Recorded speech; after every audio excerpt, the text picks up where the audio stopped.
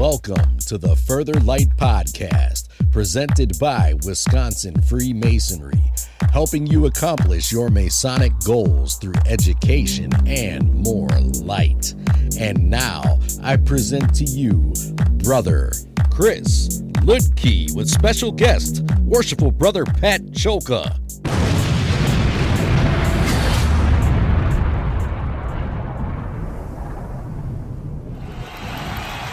Listeners, brothers, scholars, this is Brother Chris Ludke, and today I want to talk to Worshipful Brother Pat Cholka about the proper application, or the practical application of the working tools of Freemasonry.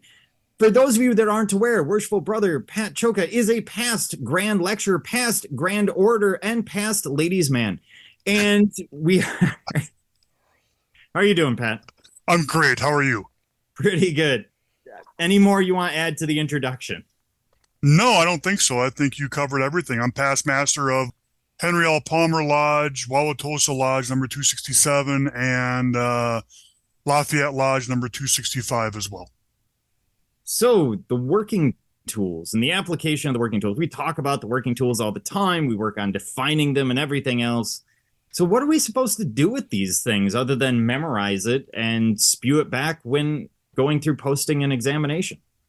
So it's a great question, Chris. The working tools are buried. The explanation of the working tools are buried in the end of the first section of all 3 degrees.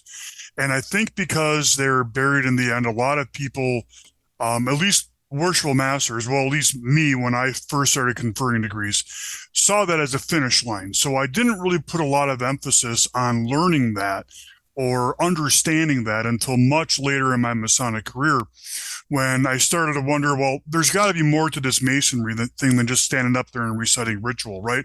We can teach a parrot to do that.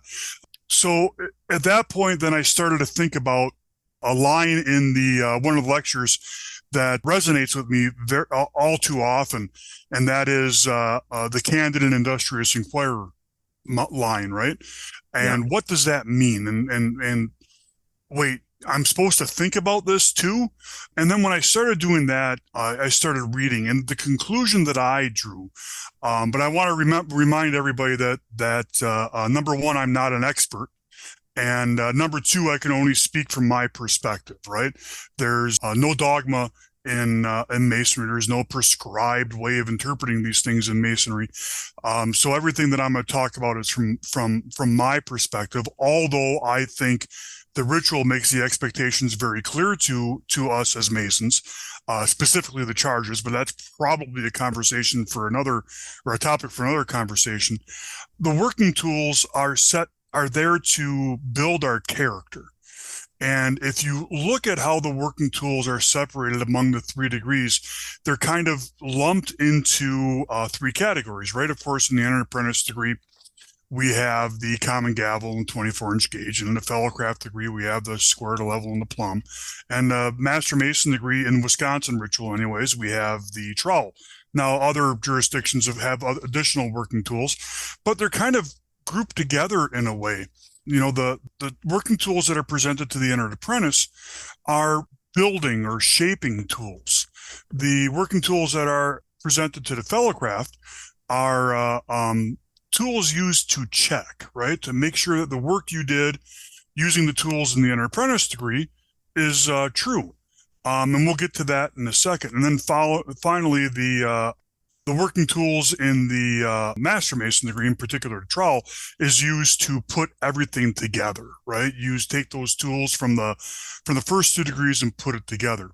It's interesting when you think about that. And, when I talk about the fellowcraft tools in particular, we're measuring. What are we measuring against, right? Well, the square is one of those tools, and the square of virtue, right? So you have to think about it. What does it mean to be a virtuous person? What exactly is the square of virtue? Well, who's virtue? I mean, you're basically getting into religion and faith there, aren't you? More systems of morality.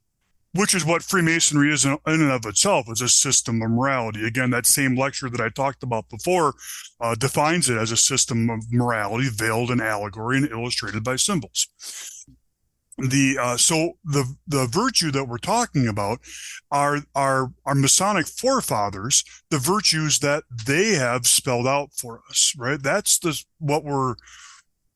are the moral guideposts that we should be working towards. Now, you also remember that one of the requirements to be a Mason is to be a good man in the first place. So if you're not a good man in the first place, then the idea of virtuous behavior or moral behavior or moral principles is going to be foreign to you. And that's why, a lot of us will say that masonry is not equipped to make an okay man a good man. We rely on you having that foundation as a Mason of being a good man. Once you're a good man, we can fine tune that. We can't take a marginal man and make him good. We're just not equipped to do that. We don't have the tools to do that. But I thought when they kneeled down at the altar and took the obligation, they stood up as a better man. Like it was just an automatic. The master waves his wand and poof, you're a better man, right? Yeah, exactly. Yeah. Well, it requires work. Everything requires work. There's a meme, a Masonic meme that I absolutely love that says, no one said it would be easy. They said it would be worth it. And I absolutely love that when you think about Freemasonry, right? No one ever said being a Freemason is going to be easy. We said it'd be worth it. And if you put the work into it, it's worth it. There's another cliche that's often used that you get out of it what you put into it. And I in particular don't appreciate that cliche very much, at least as it applies to me. While I find that to be true for me personally, the amount of work I put into it, I get that much out of it.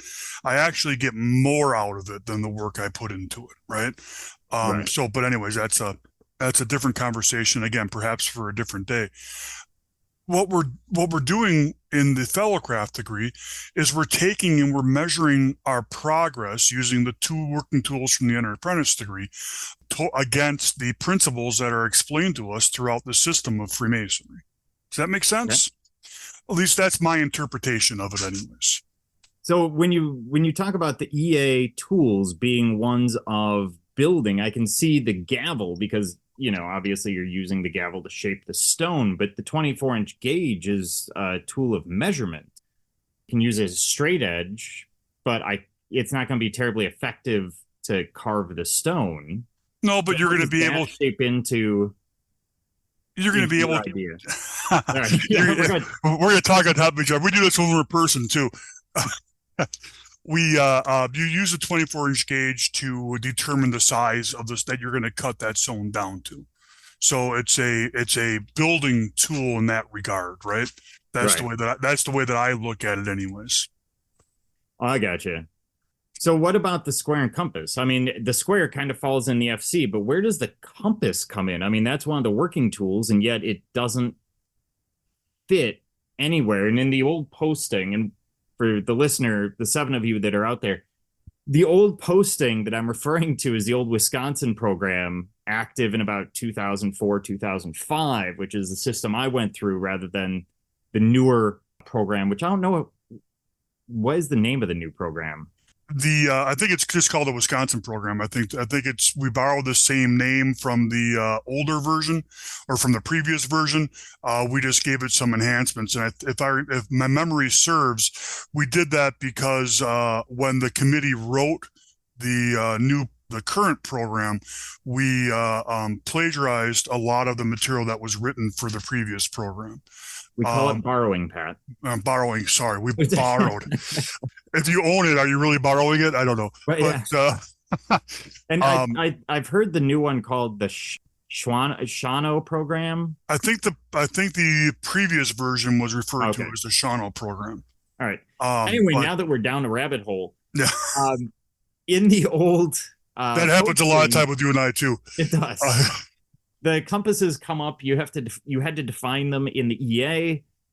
We don't see them used. I mean, it's never actually presented to the candidate. So where would you put the compass? I would think I would put the compass in those 3 categories that I've defined. I would put the compass in a measuring tool as well. I mean, it certainly could be considered a building tool, but I think I'd probably put it as a measuring tool. Right.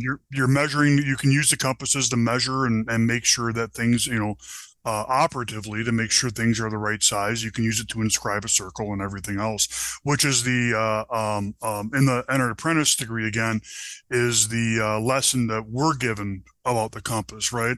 Is we use it to draw that border around us, and that border is circumscribes our boundaries, right? Our the boundary of our behavior, for lack of a better term. And the interesting thing about the compass is if you can think back to your time in grade school or primary school when you're being taught how to use the compasses, two things come to mind operatively. Number one, they're adjustable, right? You can draw a circle any size that you want. And number two, Yeah. they're really finicky. If you're not paying attention when you're drawing that circle will get larger or smaller on you, Right. right? At least the old compasses that I used back in the day. And I think it's interesting when you think about that, when you're talking about the application of the speculative use of the compasses, the same thing applies. We may be in a situation that we want that boundary to be a little bit tighter than we would in other situations, right? Right. If I go out with some friends of mine and we're out having a good time, I may want that circle to be a little bit tighter. So I'm paying a little bit closer attention to my behavior because after all, whether I'm wearing a Masonic emblem or a Masonic setting or not, I'm still a Mason. And I don't care if the world looks at me and says, boy, his behavior doesn't line up with Masonic principles. I care if I look at myself and I say, boy, my behavior doesn't line up with Masonic principles, right? Right. But anyways, before we go down that rabbit hole, and the other thing is too, if you don't pay very close attention to your speculative boundary, it will vary on you as well. You'll draw an ellipse or a circle that looks like an ear hanging out of it or something, and that's indicative of, in my opinion, a flaw when you're comparing yourself to what is considered morally right behavior. So you're looking at the compass or compasses. Is it compass or compasses?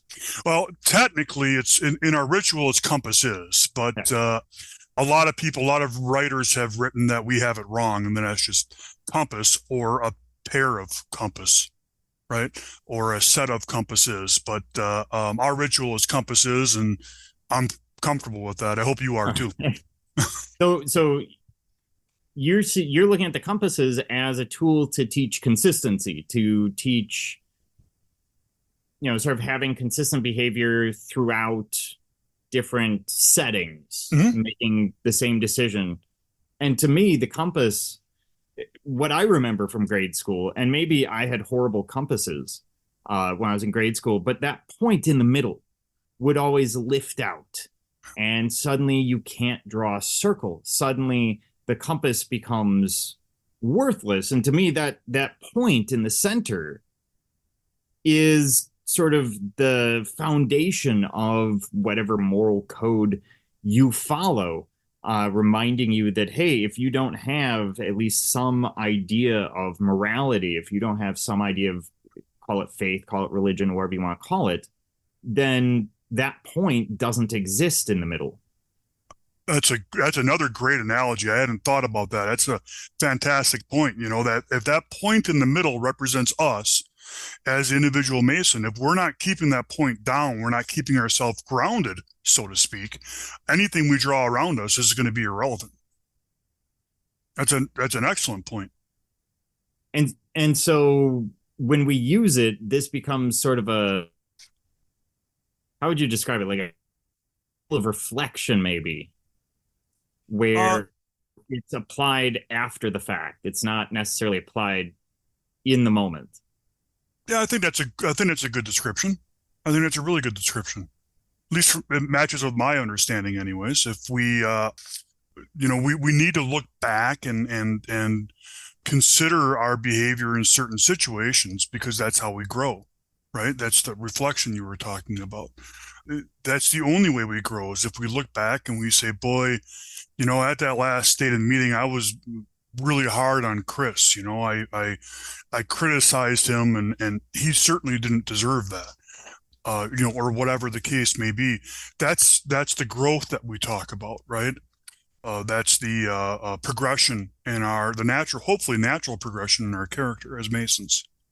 So if the compass is a lesson of consistency and moral framework, how does that fit in with the square then? Aren't we effectively repeating?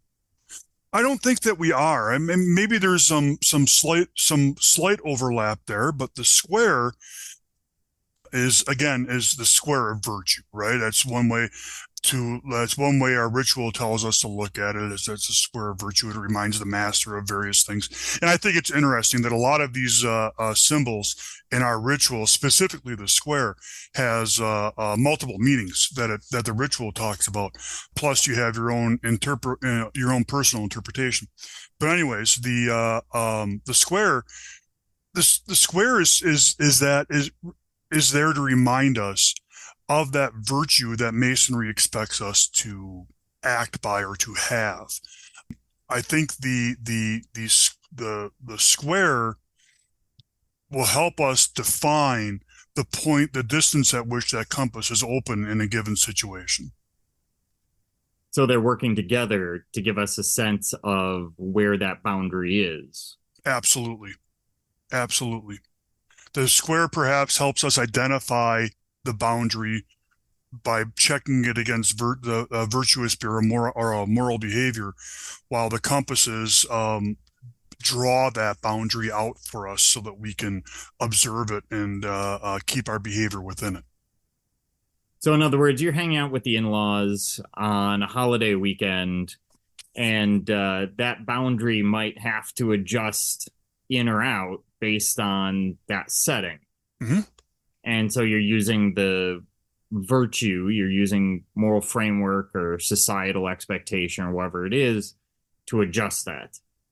Another way of looking at it, Chris, is take the cable tow, for example. The cable tow, some people subscribe to the belief that the cable tow is actually the distance that your compass is open, right? There are times that I want to be closer to home, and my cable tow is, in that regard, is really short. And there are times that I want to be closer to work. So in that regard, that cable tow may be even shorter in some cases, or lodge. Maybe I have a responsibility to lodge. But at all times, I have a responsibility to masonry. So I may have cable tows at various lengths depending upon the situation. And if you subscribe to the belief that the cable tow is indicative of the length that your compasses are open, that circumscribes that circle around you, then I think that's another way of looking at it. So for those of you keeping track at home, we're on working tool number 18. You might even invent one or two along the way. When you bring the cable tow into it, though, it kind of comes into... Sorry, let me back up a minute. You had said your responsibility to masonry in terms of how big that compass, how wide the compass is open. Sure. Is your responsibility there to masonry, or is it to deity, or is it to whom are we responsible? To whom are we answering when we're using those tools? Yes, is the short answer. Yes. The long answer is to everybody, right? I mean, we, as Masons, we have a responsibility to masonry, and that's what part of what our obligations cover. We have a responsibility to each other. You know, you hold me accountable. Just by knowing you and all my other brothers out there, you hold me accountable, not only to masonry, but to you. I owe you. I have a responsibility towards every brother that I have out there. I have a responsibility towards masonry. I have to keep masonry in good report, or good repute, rather. I have to maintain it for future generations. I have to observe the ancient landmarks. I have all those things that I committed to in my obligation. I don't want to get into that being a podcast and all, but I have all those things that I committed to in my obligation that I have to maintain. And some of those things are to masonry. Some of those things are to my brothers. Some of those things are to my brothers' widows or orphans. And some of those things are to myself, right? And to my family and my community and everything. So when I talk about responsibility, in terms of masonry, I'm talking about all of that, right? And there are days, Right. you know, I'm human, just like everybody's human. We all have days where we do better at one thing than we do another. And let's go on to working tool number 19 now and talk about the 24-inch gauge for a second, right? I mean, the 24-inch gauge is symbolically broken up into three pieces, right? Where we have 8 hours for our vocation, and 8 for relief of distress, a worthy brother, and 8 for refreshment and sleep. There are days that I'm only going to get 6, 5, 4 hours of refreshment and sleep, and there are days that I'm going to spend 9 or 10 hours at my vocation. And there are days that I spend less time on my brother than I do others, right? It's going to vary. But if you look at it over, I like to believe that if you look at it over time, it evens out where I'm over the course of, a year, a month, a decade, whatever you want to call it. I'm spending an equal amount of time on those things, that I haven't forgotten my brothers in sake of my work, and I haven't forgotten my work for the sake of my family, and so on. And I think that's really what that lesson is. So going back to Matt Gallagher, which of course we both read, he's got the idea of, those three sections being sort of tribe, society, and self, the level at which we're aiming with our efforts in those moments. And I think, to me, that speaks wider than vocation, relief, and service to deity, because at the end of the day, those are really broad ideas. Mm-hmm. Whereas, hey, I have 8 hours, give or take, for myself. Right. I have 8 hours for my tribe, my family, the people closest to me, masonry, and then I have 8 hours to society, which would be vocation. Now, we're kind of splitting hairs on how I'm defining the sides, or sure, Gallagher's defining the sides. But, at the end of the day, that seems like a better balance than, work, refreshment, and deity. I keep forgetting deity as the third piece. I won't tell him that. No, that's all right. What are your thoughts on the Gallagher interpretation? I think Gallagher's interpretation is what let me address that back. I think Gallagher's interpretation is spot on, but let me address that backwards, right? We have to remember that when this ritual was written, which we don't really know for sure, but that's again 1723.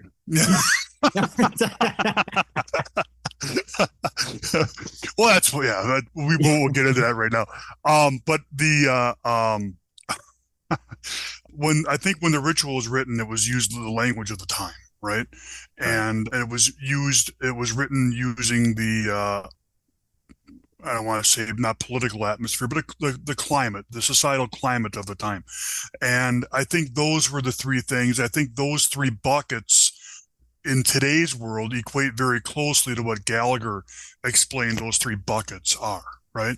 I think as you progress from 1723 to today, I think the buckets become much closer to what the way Gallagher described it.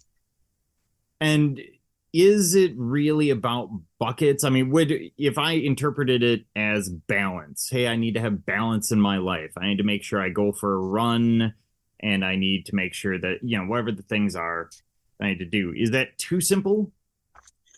No, I think that's fair. I use my analogy of buckets is too simple, right? I think take the tribe analogy for a second, right? As you mentioned, there are a lot of things that fall into that tribe thing. There is my family, my close friends, my close brothers. All these things fall into that tribe. My extended family. All of these things fall in that tribe, and that's where I'm coming up with an analogy of a bucket, right? Is there's lots more things that fall into there. Same thing with vocation. If you have a responsibility to your lodge, you could interpret that as as one of your vocations as well, right? If you're an elected officer or an appointed officer, you can interpret it that way as well.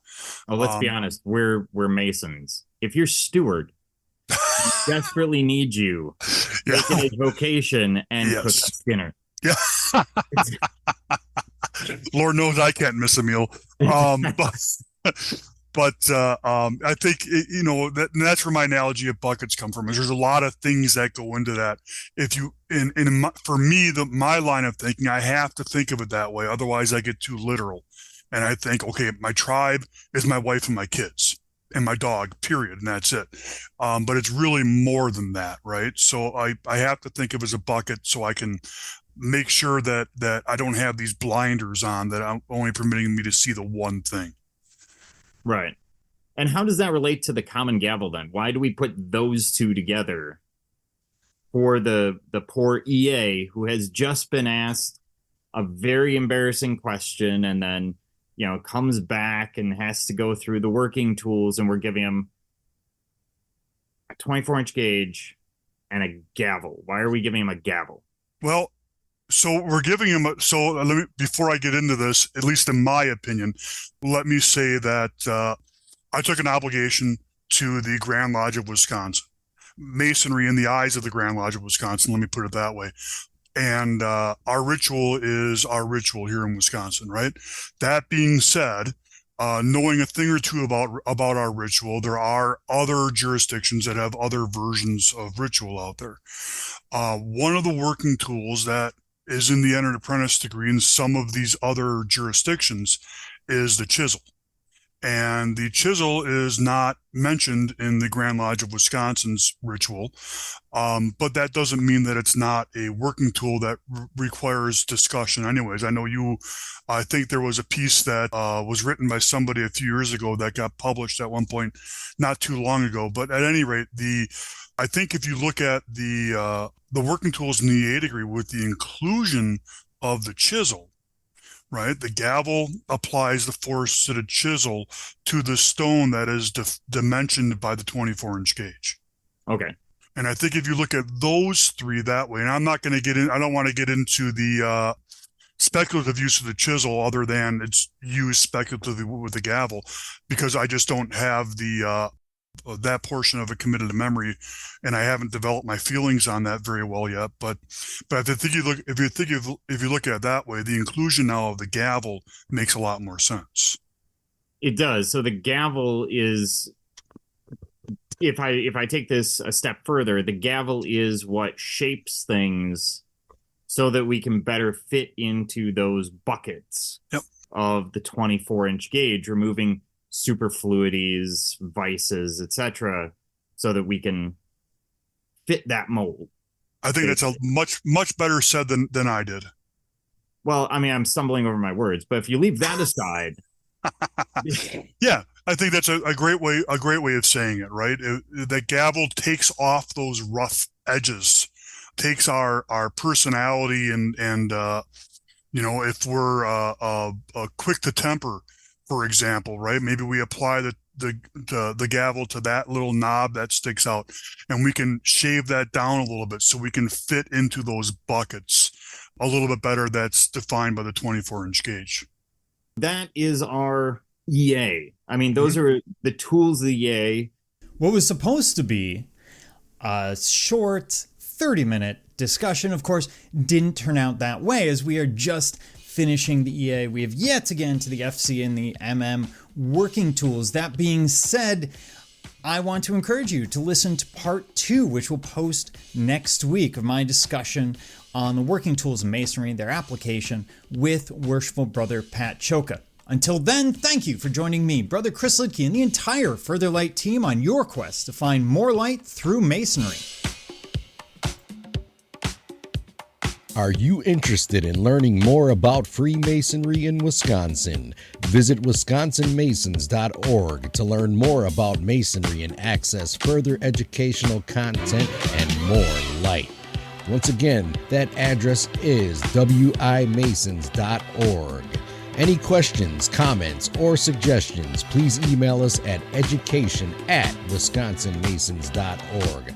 And thank you for listening.